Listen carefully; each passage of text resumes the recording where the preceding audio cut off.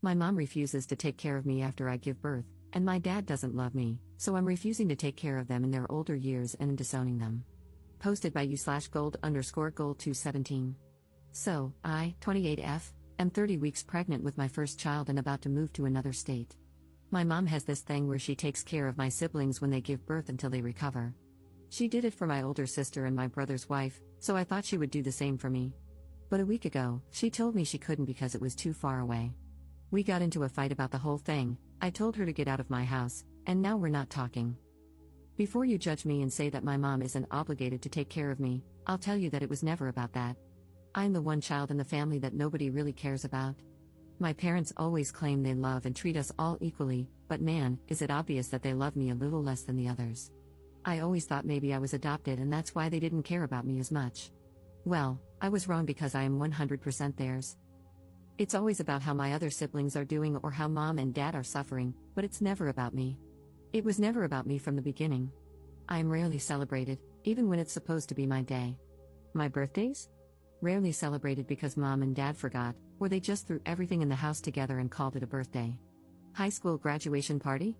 Nope, my parents had already wasted a lot of money on my big brother's college graduation party, so they couldn't do that, but they would make it up to me.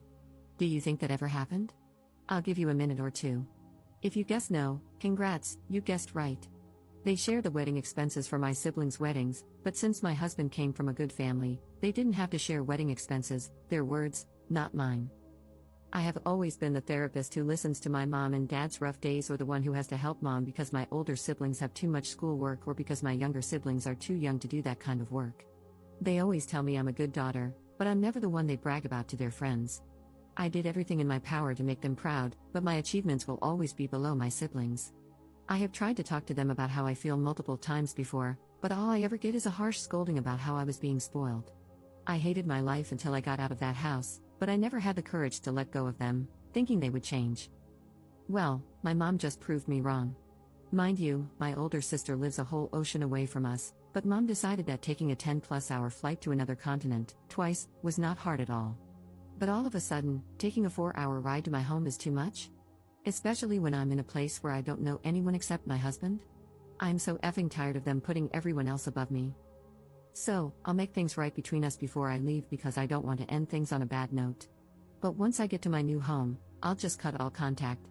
I don't think I have the energy to deal with this crap anymore. Besides, I have my lovely husband with me, so I'll be alright and build myself a new family where I am truly appreciated and loved for who I am. Note, I'm the third out of 5 children. My younger siblings are twins. Notable comments. Commenter. Not the jerk, I know exactly how you feel about being the invisible kid. According to my parents, I was the only planned child, 2-year older brother, 6-year younger sister. Well, I have always been subjected to middle child syndrome, look it up. I have only ever been good enough when they needed money. I have student debt just to keep food on the table and a roof over our heads. Sadly, I cannot go no contact as I need to live with them, not great when you're 38. I cannot afford to live on my own here. Go no contact, or low at first, with your parents, as they do not care about you.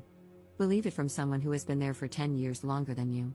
It's terrible, but once you accept it, your mental health will get better. Just remember that you should never be available if any of your family members, those who do not care about you, ever need help or need to be taken care of. Good luck with the upcoming birth, and make sure you and your husband enjoy this new chapter in your life. Commenter 2. Not the jerk, tell her you can't keep in touch, it is too far away. Update 3 months later. Hello, first, I would like to thank everyone for their kind advice. I was honestly shocked when I saw all of these messages. I really appreciate it. A lot has happened since my last post. I tried to call my parents, but they had blocked me, and I couldn't reach them. Still, I was determined to get the closure that the younger version of me wanted. So, I called my older brother and asked if we could meet up and talk about the situation.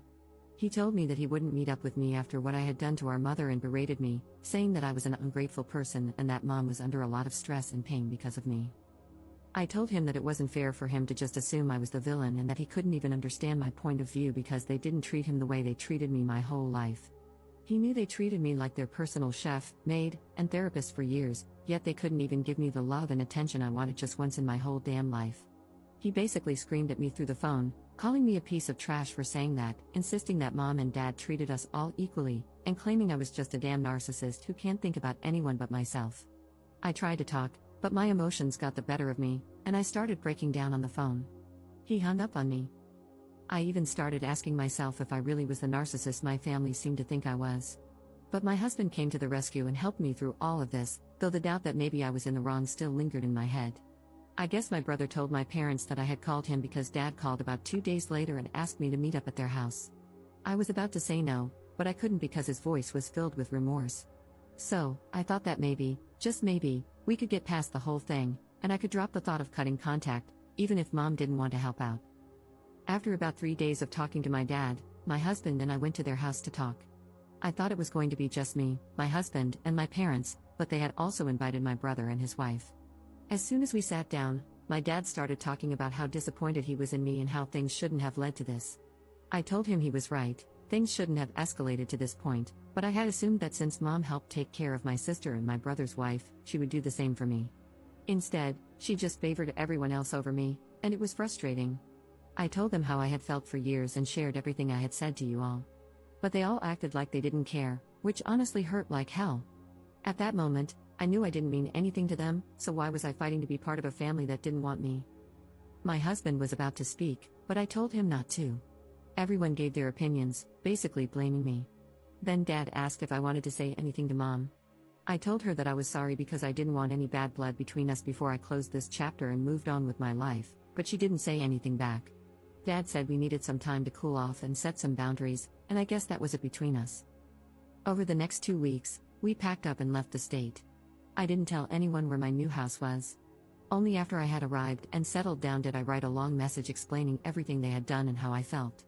At the end of the message, I told them I was completely cutting contact with my parents and older brother. I changed my phone number and blocked all of my family on social media. And you know what? My life has never been this peaceful in a long time. I'm happy with everything, and my baby will arrive any day now. It is honestly stressful, but I love it so much. We even hired a helper around the house, because why not? Now my days consist of sleeping, taking walks, eating some more, dealing with back and hip pains, and repeating the cycle, which honestly isn't that bad. Thank you for reading. Notable comments. Commenter. You should have never sought closure from your family. It was a bad move, and look what happened.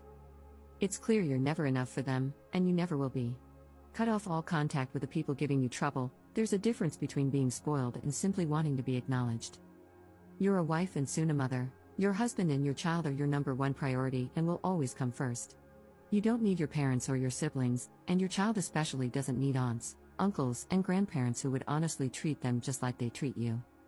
This is the start of a new chapter in your life. If they ever reach out to you, do not respond, as I'm positive they're only doing so for some ulterior motive, like resources. Don't give them a chance. I wish you and your new family well. Commenter 2. Don't even bother writing the letter. Make a fresh start, and do not contact them. Get off social media, do not post pictures of your child on it. Do not answer the phone when they call, do nothing. Don't give them the satisfaction of having something more to throw in your face. Just go, live well, because that is the best revenge.